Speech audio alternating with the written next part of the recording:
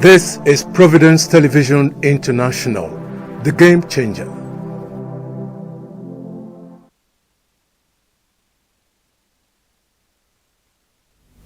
Good day and welcome to the newspaper analysis for the 10th of December 2024 on Providence Television International. My name is Ubebo Ikekwa. As usual, on the newspaper analysis segment for the day, I have with me the Chairman, Chief Executive Officer, Providence Television International, Dr. Emmanuel Eyariwa. You're welcome.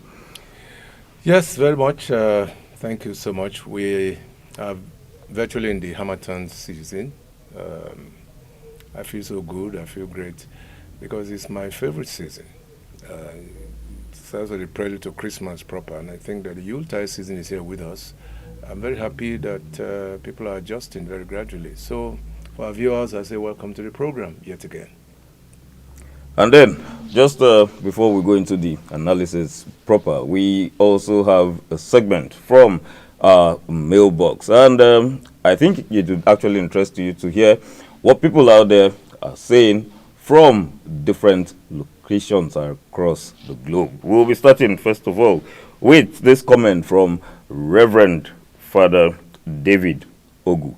Reverend Father David Ogu from Abuja is saying, your TV is making waves. Your TV station is making waves. I follow your newspaper review and other interesting stuff you post on your WhatsApp. Keep it up. Well, thank you very much, Father. And Father Ogun was here some years ago. I don't think it's been too long, really. He was here with us at St. Joseph Catholic Church. He's a Jesuit priest, by the way. And he's been following, really, giving words of encouragement, words of commendation. And I thought this could just be one of them. I really do appreciate things like this coming from priests. Okay, it's not the only one in the mix, but I thought we should just pick this one out. So thank you very much, Father Dave.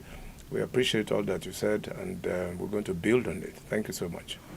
And from Benin, Paul Osikia is saying, we praise God for these great strides you are making even at this stage of your life. It can only be by the finger of the Almighty God. Continue to enjoy His grace. That's Paul. Paul is my childhood friend. We grew up together in the same area. But far beyond that, he's also a classmate of mine from Edo College. So I thank you very much, Paul. He's a very prayerful person. So when somebody like that speaks, you take him seriously. All right? He's talked about grace. I think the station itself is under grace. Yes. With the challenges around the country and all that, we're forging ahead, and people appreciate the little we are doing. So I think that one needs to give thanks to people like Paul, who keep us in their prayers, and I believe that God, the Almighty Father, will continue to hear our prayers. Thank you. And from faraway Houston, Texas, Peter Izodua is saying, Providence Television International is tops. Appreciate your efforts, but please more of programs on health matters. God bless. Well, thank you, Peter. Thank you. You wrote in all the way from Houston in Texas. As far we're out, but we do appreciate what you said. We thank you for your kind words, but we also thank you for your impressions. Truly, we need to have more health programs. Only yesterday, I discussed with a professor friend of mine, who is a cardiologist. Okay. And he's saying that he's quite ready for us to have him on health matters. We've had one with Professor Igegba on women's health, and that was quite outstanding. But we are building structures, we are building tentacles. We're going to have programs on child health, mental health, and other health matters. And these are very close to my heart, really, because a lot of people suffer from all kinds of afflictions now and again. So I thank you, Peter, for all that you have said. And just relax. We'll abide by what you have suggested. Thank you so much. And from Brisbane, Australia, we have this message from Fidelis Umukoro, who is saying, many thanks to the management and staff of Providence Television International. In particular, I give kudos to Dr. Emmanuel Eyariwa for his wonderful initiative. But please, can we have a program in Pidgin English? Honestly, the first thing that crossed my mind, Fidelis, do you have a lot of people who want to watch programs on given out in pidgin English? Well, if the answer is yes, then why not? That's it's almost a lingua franca, by the way. So, but we thank you very much from the far end of the world, Brisbane in Australia. That's far out, but we must thank you all the same. It means that Providence Television International is truly international. We're reaching to the ends of the world, really. So we appreciate what you are saying. Actually, we have a plan to, very soon we'll start it. We're looking for someone who really can make things happen in pidgin English. I'm very interested in that because majority of our people love that language.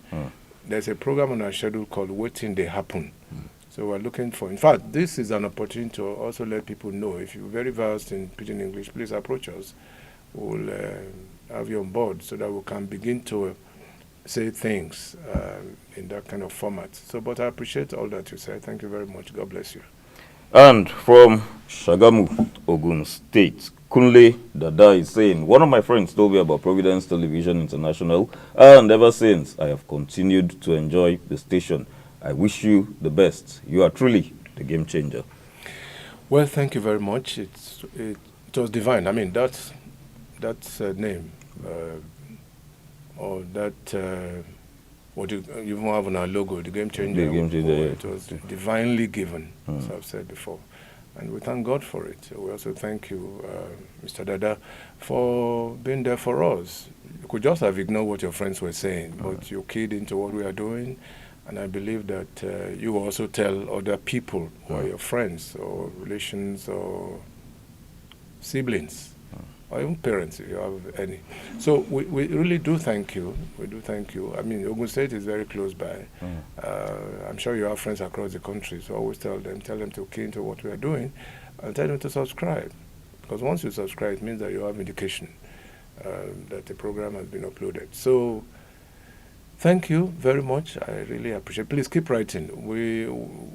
We are humbled by what you have said, and I believe that's a big tonic for us to move forward and to reach for greater heights. Well, thank you so much for these comments. There are much more, but it's not as if we're picking them from. Yes, there are much more. If we continue, we might not end the program today. So we'll be taking them bit by bit, just like I have done this morning. I will move straight to the newspapers. We'll be starting with the Tribune. On the front page of the Tribune newspapers, fight against corruption should begin from the top. This is coming from former President Obasanjo. Well, that's below the masthead. It's tucked away out there to the right-hand side. And I believe that, yes, that's true. Fight against corruption should start from the top. Because Obasanjo believes that, yes, the top can be enmeshed in all kinds of corruption, okay? He's been there, he's been president of this country, he's been head of state, military head of state, so he knows what he's talking about. But a lot of people also, this is quite strange. I mean, a lot of people also point accusing fingers at him that, yes, what did he do when he was there? A lot of things that were swept under the carpet. Well, that's not within our purview for now. What he has said is that, look, the fight must start from the top. And I think a lot of people will agree with him. Okay. They say, take the message, leave out the messenger. That's what is happening at the moment. So the fight, yes, let it start from right at the top. Okay. And by top, I guess we know what that means from the very top of the administration, and the things should trickle down, by the way. So, yes, Obasanjo, they say it's controversial, but maybe this will draw some comments, reactions, so from the presidency. So, but I believe that in fact should have been a major headline, okay, rather than the MDA story. But however, that's at the discretion of the Tribune. Of the Tribune, exactly. Yes, that's right. And so, talking about fighting corruption, do we really have the institutions to fight corruption? That's the problem. That's the problem. I mean, which are the institutions? We have said it on this program. I've said it repeatedly. Now, you must have strong institutions to be able to fight corruption. One of the major institutions is the judiciary. You cannot isolate the judiciary from the fight against corruption. You also have the police, okay? And it has happened many times in this country when fingers are now pointed at the judiciary has not been the real arbiter in situations where corruption is rife. So, but look at the present scenario. Dele Rotimi and Afe Babalola. Yes. That's the thing trending at the moment. And look at the way things are being done at the moment. And a lot of people are saying, yeah, these are some of the things that Dele Rotimi fought against. But anyway, the case is in court, so we can't talk about it right now. It's sub judice. But it is obvious that the judiciary must play its game appropriately. Okay. And the police, too, must be on top of its game. These are the two major institutions, really. And then, of course, AFCC and all of that. The other day, we saw a former governor in court. He was smiling. Exactly. Yes.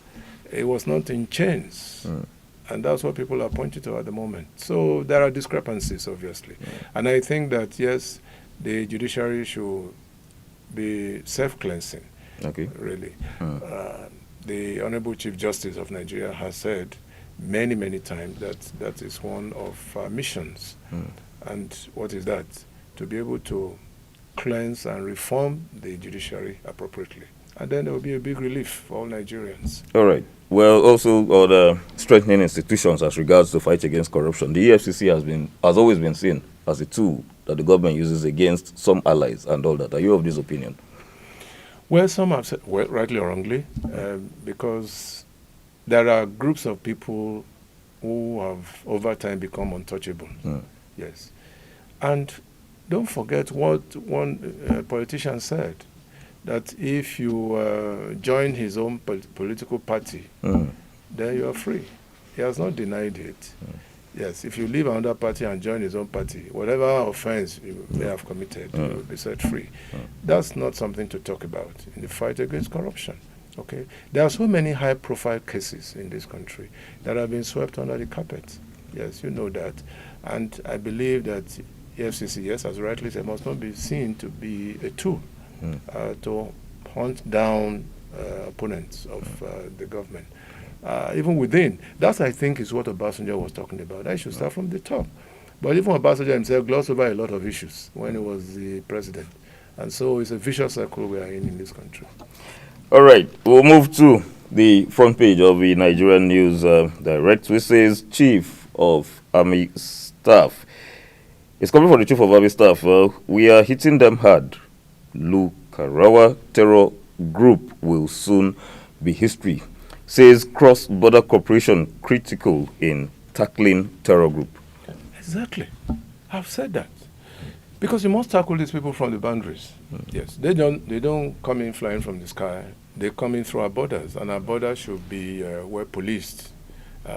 In fact, it should be fully militarized, if that's the expression to use.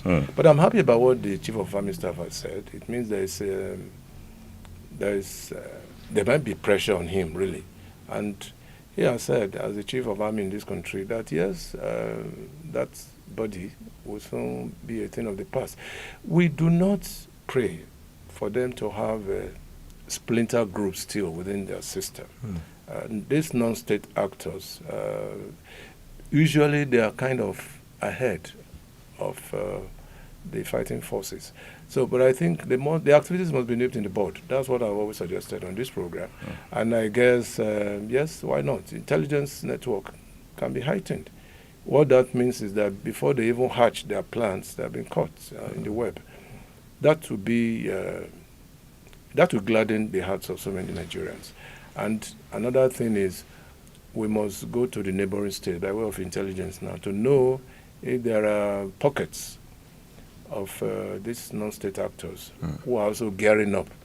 And if, this is very important, if there are pressure points on the young ones within these neighboring states who can be used and put into the trap, as it were.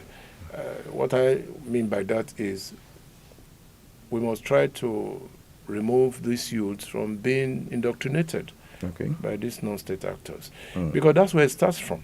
They come in from the Sahel and they go into the interior and they begin to use our young people as fodder. So I think that's a good thing the Chief of Army Staff has said, and I believe that the presidency must give him all the support to be able to accomplish. And still on the front page of the Nigerian News Direct, 2025 budget, federal government to borrow 9.3 trillion naira, projects 2 trillion naira for debt servicing. That's to many people that would be unacceptable because you're borrowing and borrowing. In fact, I think the question on the lips of many Nigerians is this money that we have borrowed, what have we used them for? Okay, all these appropriations, what have they come to? And look at the amount of money that's being used for debt servicing. And yet, on the other hand, we are talking about subsidy removal. In other words, a lot of money should have accrued from savings as per subsidy removal. Exactly. There's so much opaqueness, which I've talked about many times on this program. The system is very opaque. You cannot go through, you cannot read through, and you can only just get what you are given. But I think it should be more open. The National Assembly, in fact, I think that's their duty, their oversight function, one of their oversight functions, to be able to determine what money is appropriated and the after effect of these funds. We cannot continue to borrow in this country because otherwise we'll run into what we call debt trap. You know, a time may come when even the money we appropriate for debt servicing might not just be enough. So we'll go into debt trap. We don't pray for that. But yes, they say government is a continuum, but you cannot continue to have debts piled up for the next administration. Yes, that's totally unacceptable. The National Assembly at the time asked a question that what are all these debts being used for? And the reply from the presidency was, you approve this. Exactly. Because there's no oversight. If there's oversight, you ask questions. And in any case, I've often said it, that look, it is not everything that comes from the presidency that you must approve, all right? Because that's one of the duties of the National Assembly. Otherwise, they label them as a rubber stamp, and they shouldn't be, really. I gave an example of the U.S., for instance. I mean, if you have a Republican president and you have the Republicans more in number in Congress, they will even criticize the president more, even though they belong to the same party. That's the kind of scenario I want to see in this country. If you belong to Party A, if the president belongs to Party A and most of the members in the National Assembly are Party A, that gives an opportunity to uphold national interest over and above personal interest. And they should be seen to be doing that. Right now, that's not the case. And that's why I think they talked about that some time ago. But have they followed up? Exactly. That's the question. Well, that's quite a hanging question. We'll definitely get answers to that. Hopefully, in the nearest future, we'll go down to the Business Day newspapers. The front page of the Business Day newspapers, Kadusu's first year sees Naira rally amid stubborn inflation. Rally, two keywords there. Rally and inflation, okay?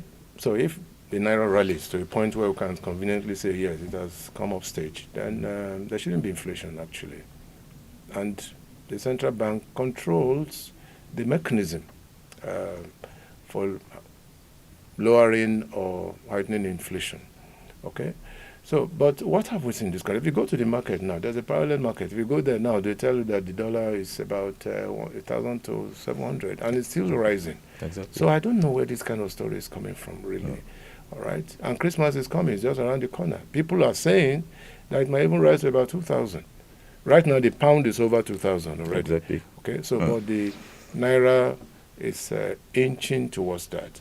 And I don't think that that is good for the economy of this country. Because the more the Naira rises, the more you have inflation. So when you put all of these things together, all these figures and expressions together, one begins to wonder what is happening to our monetary policy. Yeah. We move to the Guardian newspapers. 1.1 million people displaced, as 77% of internally displaced persons seek to return home. On the one hand, that's good news. On the other hand, it's not good news because a lot of states are not even ready to absorb them back into the system. They rather prefer that they stay in the IDP camps. But that's not good enough for their well-being and their psyche. Government must do much more to be sure that this whole idea of IDP camps is completely washed away from our environment. It demeans the people, yes. But the solution to that is let us tackle militancy, let us tackle banditry and also. I mean, when we put all these things out of the way, the people will go back to their homes. What they want to go back to their homes, but are their homes safe? Particularly with the new upsurge of the new set of non-state actors. Okay, so they want to be sure. Yes, and government must give them that assurance that the place is safe now. But how? I mean, we keep saying all sorts of things. We keep saying things on the page of the newspaper. The incursions into farmsteads, into villages and communities and things. So the people, truly, they're right. They want to go back to meet their families, to continue with their lives. But how will that play out with banditry still within the system? So there's a problem there. It's a huge problem. And I believe that government can do much more than this to give assurance that all is safe. And then they can go back. What's the point going back and the next day they come back? Well, so much really has to be done as regards security. Yes. This is number one. It's number one. The Constitution says that very clearly. The duty of government is to provide security and the welfare of the people. This is very well stated in our Constitution. But particularly security, because you see, if the people are not secure, then that affects farming. That also, it has a spiral effect. It also affects food production.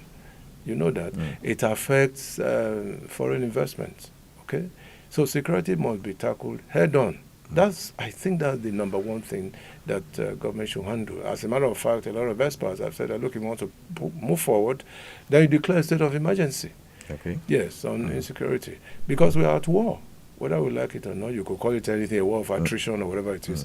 But it's a war situation, and it must be seen as such. You know, all hands must be on deck, all military forces must be on deck to fight these people. And I'm happy, again, going back to what the Chief of Army Staff said, yes, why not? If we fight it vigorously, then this insurgency will be a thing of the past. Okay, and Nigeria will be the happier for it. We are going gradually into 2025 now, all right? In other words, we've had this in over time, for the past 10 years. But I mean, there must be a stop to it. One way or the other, there must be a stop to it. People have talked about change of baton, one way or the other. We've done that. Money has been appropriated for equipment. That has been done. But this is important. The morale of the forces must be high. It must be an all-time high. The morale. Our fighting forces, our young men and women who have had to lay down their lives, for instance, and we lost quite a lot. Their souls continue to rest in peace. But what of their welfare? That's one of the problems we face. They must be well taken care of to go into battle. You don't go into battle when your welfare is not well taken care of. And they have been shouting. See that very much on the social media. Okay? And yes, to do what is expected of them, I think the military must take it as an all-round thing. Equipment, security of the people, and then the welfare of the personnel who are on the firing line. All right, and just before we go, still on security, are you in support of the fact that external forces can be called in as regards to security issues in Nigeria? We said it before, and I think you've asked me that question before. You're talking about mercenaries. And exactly. All of that. A lot of military experts have said, yes, why not? Because, you see, from the little that has been revealed, Nigerian military, are they really used to this kind of warfare situation? All right? The people come in, they fight, they go back. The military forces we have in Nigeria, have they been trained for that? That's a question we will begin to ask. And even some Western powers have said that, look, if you want help, we'll come in to assist us. I know that the U.S. has said that very clearly. If you want help, we'll come in to assist you. Because, you see, they also have, some of these nations, they have investments in Nigeria, and this investment needs to be protected. Okay? So it's not a crime, it's not anything that, but as a result of hubris, excessive pride on the side of some of our leaders, they might not want that. But for how long are we going to continue to to have our men and women, those valiant soldiers on the firing line, when we can as well ask for assistance. A lot of retired military officers have said that. Oh, by the way, we also have reserves, a very rich reserve of retired military officers. They have said openly, engage us, let us come in and assist. Brigadiers, colonels, and all of that. Some of the military intelligence people, they have said it openly on television that, yes, we are there as reserve. If you want our services, yes. They cannot force themselves on the leadership. But they have said, quite frankly, that, yes, we are ready to assist, right, in this war against the non-state actors. All right, thank you so much, sir. Always a pleasure. As usual, the MCRO is always signaling that I keep on eating into time. Well, I would apologize to them once I with Dr. Emmanuel Legariba. I don't know how time flies. And on this note, your parting shot, sir. Parting shot, my favorite season is here, Christmas, Yuletide. How people are going to celebrate it, honestly, I don't know. I don't know. I hope they'll be able to celebrate all the same. Yes, this is the time when churches can play a magnificent role in trying to reach out. I mean, churches at this point should be welfarist in nature. There are many people who are not even sure of what to eat on Christmas Day. So churches can come to their aid. Let them. I like what St. Joseph Catholic Church is doing. There's what they call, I think that's a point out to the fact that this can be copied by many churches. I overheard them last Sunday saying that, look, there's already what they call a food, it's not basket, I want to look for the exact word now. Food bank. Okay. Yes. So if you have food items, bring them to the church. Yes. If you have yams, potatoes and all sorts of things, bring them. That is the fulcrum. A food bank. All churches must do this. You know, so at the end, close to Christmas, they can distribute to less privileged people. Again, the Catholic Church. This can be copied by many churches, whether you are Pentecostal or Orthodox or whatever. It's a good sign that, yes, some people are thinking, yes, you have a food bank. It doesn't take much. I mean, if you have excess, there are some people, even as bad as this economy is, there are some people who are going to throw away food items on Christmas Day. Exactly. Yes. If you're going to do that, why don't you plan in such a way as to take them to churches? Okay? There are people who are not even sure of what this makes me bleed, really. There are people on Christmas Day who will not be able to eat. They won't be able to buy a cup of rice. Yes, it is there. It is obvious. So when you have a pool of such food items, then you can give them, you know, without counting the cost. And there are many people in all our churches who can still afford bags of rice, whether the economy is going down the drain or not. Yes, so kudos to St. Joseph Catholic Church. That's a wonderful idea, and I think it has to be copied by all and sundry. All right, thank you so much, sir. Well, on this note, I want to say thank you so much. You viewers, like I would always say, if you are not there, there will be no Providence Television International. But I'm making you this promise that we'll live up to our slogan as the game changer. Please stay tuned.